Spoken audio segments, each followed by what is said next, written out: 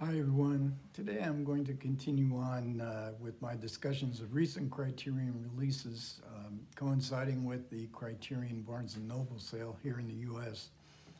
And I'm filming this on the 21st, Monday, and last Tuesday, Criterion released the Infernal Affairs Trilogy. And this is from 2002-2003. And it is directed by Andrew Lau, co-directed by Andrew Lau and Alan Mock, who also wrote the screenplay, or co-wrote the screenplay. Andrew Lau,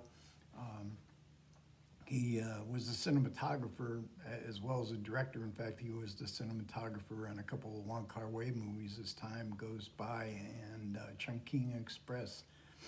And Roddy Doyle, who worked on Wong Kar-wai movies as well, he's listed as a consultant. But in some of the behind-the-scenes footage in the supplements, he is right behind the camera. He also so this has a Wong Kar-wai connection, but also with one of the two main leads, which is Tony Leung, and who is in 2046 and In the Mood for Love, and big stars. They have two big stars here. They have Andy Lau, not to be unrelated to the co-director Andrew Lau. And they're playing, and this is a cops and robbers movie. This is gangsters, the triads versus the Hong Kong police force. And these two main characters, who we see on the cover here, on a rooftop scene, the Hong Kong Johnny Tiller, I think, was the one who really popularized the rooftop scene. And but they're playing moles, and this is totally the young Andy Lau, and they're playing moles in the police department, who are well, there's two moles. It's kind of instead of spy versus spy, it's kind of mole versus mole, because Tony Leung is actually a cop, and he is an undercover cop. Now that was a very well-worn element of cops and robber stories, but this one has a really intriguing premise, because Andy Lau is playing somebody who has been molded by the triads to infiltrate the police. So, and we have two other main characters, and these are sort of the two characters who a chief inspector at the Hong Kong Police Department who knows about Tony Leung, and in fact, in the opening movie, he's the only one who does know that Tony Leung is actually a police informer, because he's one of the main aides to the triad boss, who's played by Eric Tsang. So Anthony Wong and Eric Tsang, very important characters in this movie, Eric Tsang being the triad boss, because in part two, they are the two main characters. Not Tony Leung and Andy Lau are not in part two. So there's all kinds of drug deals going down, arms deals, and these two moles are trying to furtively give info in very creative ways to their respective bosses. So we have lots of standoffs in these movies. Guns being held against the head of another character, while guns are being aimed at the person holding the gun, and standoffs in general, where time almost seems to stop. The time seems to like freeze when you have a whole bunch of characters in the frame. The police, aides to the chief inspector, and aides to the triad boss. But what the film is really interesting, and what it aims to do, is this confusion of identity. So we have both of these moles actually want to be good people, and the mole on the inside has got to do bad things, because even though he's a police, he is a police officer, he has to conform with the ways of the triad, and he's tired of doing that. He just wants to get back and be a good person and stop doing all these evil deeds. While Andy Lau, playing the cop, he's also conflicted by identity, because he would just as soon prefer to be a good guy as well. So they begin to, so in other words, they're actors playing roles in which they have to act parts, not just to the audience, but to the characters that they're playing with, a role that they're really not. And all of this is set sort of in the aftermath, and then in part two to right before the 1997 turnover of Hong Kong to the mainland China. So obviously there's great tension. It's a moment in history that probably we in the Western world don't really, can feel in the same way that the people who lived in Hong Kong did. But in this early years, the 2002, 2003, it was still considered one country but two systems. Now they did have to change some of the endings for it to play in mainland China. I think Malaysia was another country that didn't like the ending of the film, so they had to change it. And the supplements do give you the alternate ending because of the sort of critique of the police department. So there's about a 20-minute alternate ending in there. So there's this confusion of identity. Who are we? Are we Hong Kong people, as we have been for their lifetime, and now we're going to be mainland China people?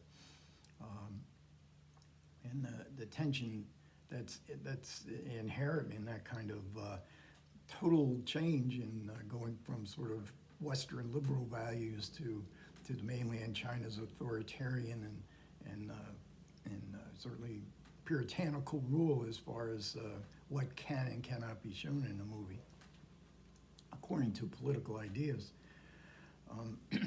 But there is also a lot of male gloom in this film, and a lot of bromances, gazing. It's said in the commentary that Tony Leung is probably the greatest gazing actor in Hong Kong history, and he's spectacular. This Tony Leung here, he knows how to look at other people, look into space, and you can interpret all kinds of feelings and emotions in Tony Leung. He is a superstar actor in 2002. And so it's kind of bromances that are kind of thwarted by circumstance and just by destiny.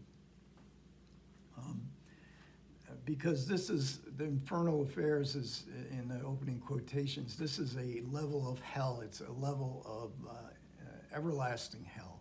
It's a certain level you get to, I guess, if you're, depending on how evil you've been in your life.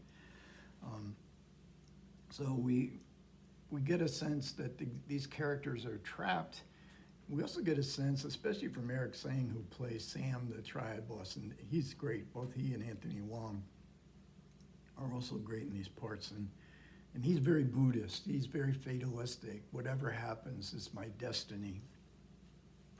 So, and then we get a structure that's very similar to The Godfather as far as the three parts of the trilogy go. So in the first part, we're in 2002.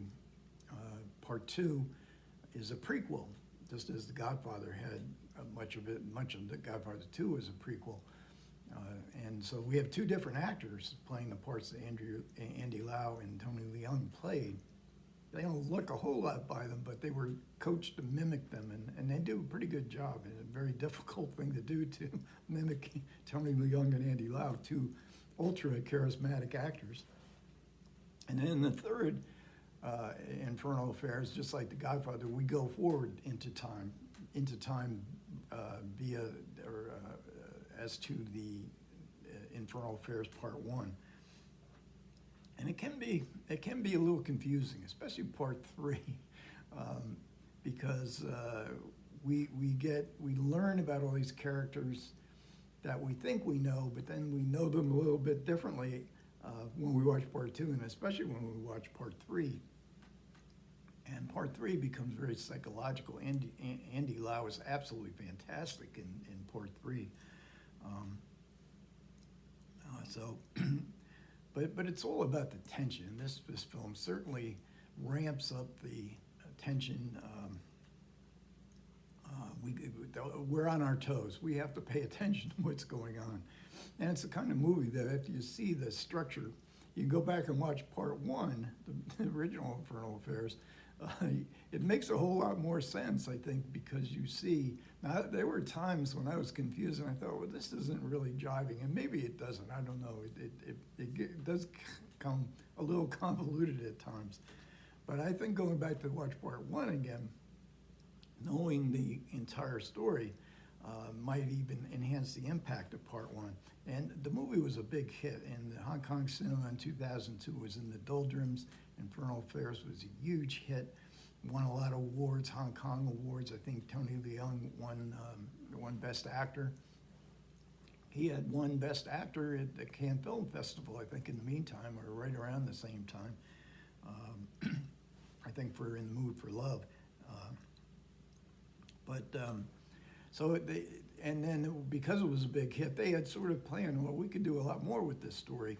The screenwriter and the director, but it had to be a big hit, and it was. So they were able to make part two and then part three quickly thereafter. I don't know, what is the Hong Kong film industry like today and when the times these were made, the mainland government was basically, it was still sort of hands off. But today, of course, it's ruling in Hong Kong. So I often wonder with Johnny To and Andrew Lau and all these other directors, Hong Kong directors, were so successful especially in the 1990s. So we get one of these digibooks, I guess they're called, and with the iconic shot from the movie. Then we get, I think I've shown this a couple times already, is the outside of the actual container with the three movies. And we also get a booklet. Yes, a booklet. I always love a booklet. And it's got some really nice artwork in it. There again, Andy Lau and Tony Leung. And it's got an essay. This is Tony Leung again. Definitely one of the real great stars of the 90s, 2000, up to modern times. And this is the actor playing the Andy Lau character in part two. No de-aging done here. And this is the character playing Tony Leung's part in part two. So this is pre de-aging. And then we get an essay in the double bind by Justin Chang. That's really good essay. The commentaries are, I'll show you one more shot. Tony Leung, Andy Lau. I never show these pictures long enough. So we get two commentaries, one for part one for part two. None for part three. And I was kind of disappointed with that because part three is really out there. It may be a little bit confusing, but stylistically it's really an interesting film, part three. And the commentaries on one and two are the directors, the actors, the screenwriters, but it doesn't differentiate between any of them. So you have to really try to figure out exactly which character is talking now. And they basically go into the roles, the casting of the movie, and how the actors presented their roles. And these are commentaries from, I guess, when it came out on DVD in 2003, 2004. I would be remiss without saying that the picture quality on the Infernal Affairs trilogy has been highly criticized on different Blu-ray forums as being degrained and waxy. Now I have untutored eyes, but I could notice in the first film, not so much in the second and third, but in the first one, I did notice the degrading pretty early in the film, or at least the kind of waxy look to some of the faces. But you know, as always with me, I get so involved in the movie, I totally forget about it. I just watch the movie. So, and there's some difference of opinion as picture quality. The judges of picture quality often do have disagreements on that. But if you like this movie and you don't have it on Blu-ray before, I mean, you know, this is really a excellent addition to the Criterion collection and to my meager knowledge of Hong Kong cinema has been growing because Criterion's been releasing quite a few Hong Kong movies in the past couple of years. Okay, thanks a lot for everybody who managed to listen. I do appreciate it. Comments are always welcome. Take care.